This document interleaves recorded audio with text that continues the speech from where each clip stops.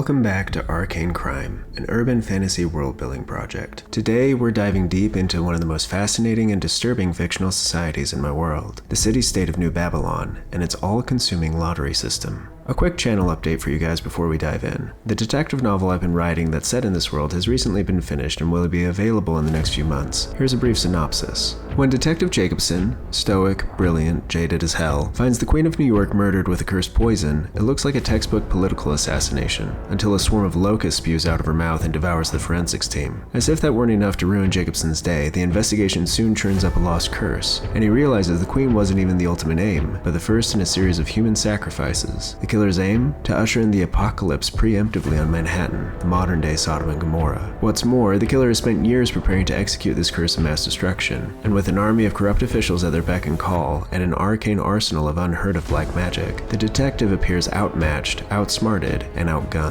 Armed only with his wits, his tactical wand, his brutality, and his rookie partner, Jacobson must race against time to stop the killer, or millions will perish. But the cost of success may be something much worse than the cost of failure.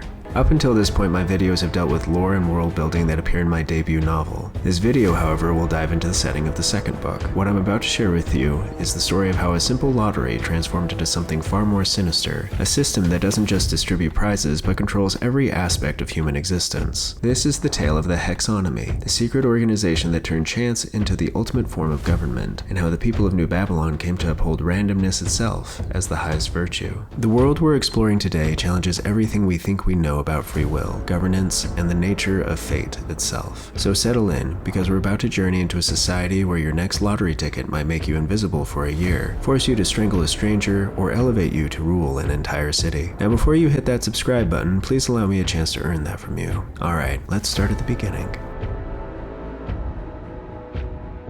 From 1911 to 1932, New Babylon operated what happened to be a perfectly ordinary lottery system. The citizens could purchase tickets, hope for the best, and either win some money or walk away empty-handed. But here's where things get interesting. The lottery operators noticed something that would change everything. People were losing interest. The simple promise of monetary rewards wasn't enough to maintain engagement. So in 1933, they made a decision that would fundamentally alter the fabric of their society. They introduced something new, tickets that could force the purchaser to pay a fine. This appeared counterintuitive at first. At the height of the Great Depression, when the American people had been the most fiscally desperate in their history, introducing a game that imposed fines on the unlucky looked dead on arrival. But suddenly, lottery participation wasn't just about hope for fiscal relief anymore. Now there was fear. This single change transformed the lottery from a minor diversion into a deep-seated part of their culture. People who refused to participate became social pariahs, outcasts in their own city. But the system had a problem. People who couldn't afford to pay the fines were disrupting the lottery's ability to pay out rewards to winners. The solution? Take them to court. Force them to pay or face debtor's prison. This wasn't just about money anymore, it was about control. As the lottery system grew more complex, a shadowy organization emerged to manage it. They called themselves the Hexonomy. At first they seemed just like any other administrative body, but they soon accumulated power at an unprecedented rate.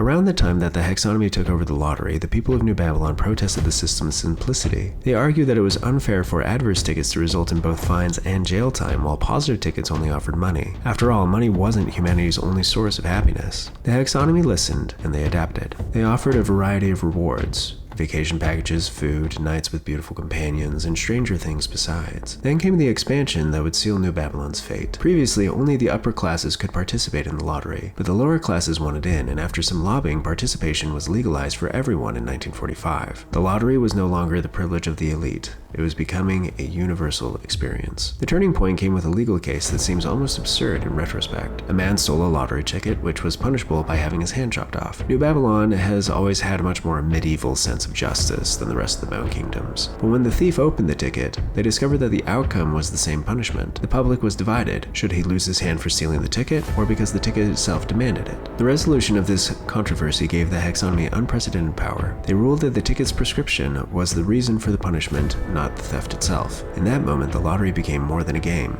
It became the law. Due to the public's demand for an increasingly complex lottery system, the Hexonomy successfully seceded from Bumbaria at this time to form an independent city-state. state. The Hexonomy now had legal authority to assume complete control. By this point, lottery tickets were no longer sold. They became mandatory for all citizens and were distributed freely with the exception of tourists. Every person in New Babylon was now subject to the whims of chance, whether they wanted to be or not. To meet the demands of this new system, the Hexonomy employed agents to investigate people's deepest fears, hopes, and aspirations. They used magic, deceit, and secrecy to gather this information. Citizens could submit relevant information by dropping envelopes at specific locations: the mouths of MGM Lions, an outhouse in a parking lot, the watery canals of the Venetian casino. The system had become so complex and contradictory that complaints were inevitable. People couldn't understand how the lottery could produce such conflicting outcomes. So, in 1955, the Hexonomy released a statement that would become sacred text to the people of New Babylon. They declared that the lottery was an interpolation of chance into the order of the world, and that accepting errors and contradictions wasn't a flaw, it was the enhancement of fate itself. This statement revealed the true philosophy underlying the system. The inhabitants of New Babylon had come to see chance as the highest value in existence, while order was considered base and contradictory to everything right and good. The ideal New Babylonian didn't question how the world worked or speculate about the secret machinations of the lottery. They surrendered themselves totally and perfectly to chance. What makes this system truly terrifying is its scope. The number of possible lottery outcomes is infinite. No outcome is guaranteed until it's completed, and the temporary nature of all results means that today's slave could be tomorrow's ruler, and vice versa. The drawing outcomes range from the mundane to the absolutely bizarre. Someone might be forced to cut off a finger, serve as a slave, or become invisible for an entire lunar year. Technically visible to everyone, the magic for invisibility has not yet been invented, but unable to interact with anyone.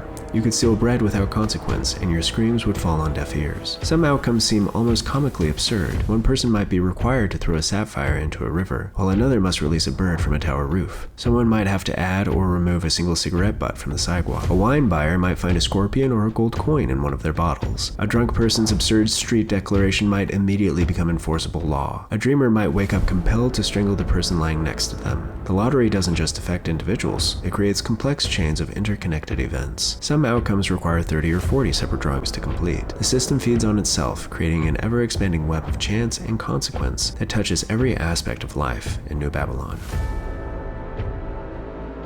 When someone participates in the lottery for the first time, they receive a tattoo on their left wrist that designates them as one of 3 castes: fools, magicians, and devils. These tattoos resemble tarot card artwork and determine how certain lottery outcomes will affect them. The class system creates a rotating hierarchy of power. On nights of the full moon, fools rule the city, while magicians are enslaved to them, and devils cannot be punished for non-violent crimes. On new moons, devils rule while fools are enslaved, and magicians can commit non-violent crimes freely. On other nights designated by drawings or celestial events like eclipses or the northern lights, magicians rule while devils and fools are subject to them. But even these rules aren't fixed. The lottery drawings themselves can vary these distinctions, creating an ever-shifting social order where today's rulers might be tomorrow's slave, and no one knows which class will hold power from one day to the next. Perhaps the most unsettling aspect of this entire system is how little anyone knows about the Hexonomy itself. The organization shuns all publicity, and its name isn't even known outside of Federal City and New Babylon. The historians who recorded events in the city take an oath to omit, interpolate, and vary their records. No book is published without different versions of each copy, ensuring that no definitive history can ever exist. Secret cults spread obviously false theories about the Hexonomy. Some claim the organization is immortal and will last until the end of time. Others insist it's omnipotent but only influences trivial matters like the cry of a bird, the color of paint on a car, or cats napping at dawn. Still others argue the company has never existed and never will, or that it's completely inconsequential. The most disturbing theory suggests that the Hexonomy cannot be affirmed or denied because New Babylon itself is nothing but an infinite game of chance. This deliberate obfuscation serves a purpose. By making their own history unreliable and contradictory, the Hexonomy ensures that no one can truly understand or challenge their system. They exist in a state of perpetual uncertainty, which perfectly mirrors the philosophy they've imposed on their society. Thank you for watching. If you found this video intriguing, please consider subscribing, and I'll see you on the next episode of Arcane Crime.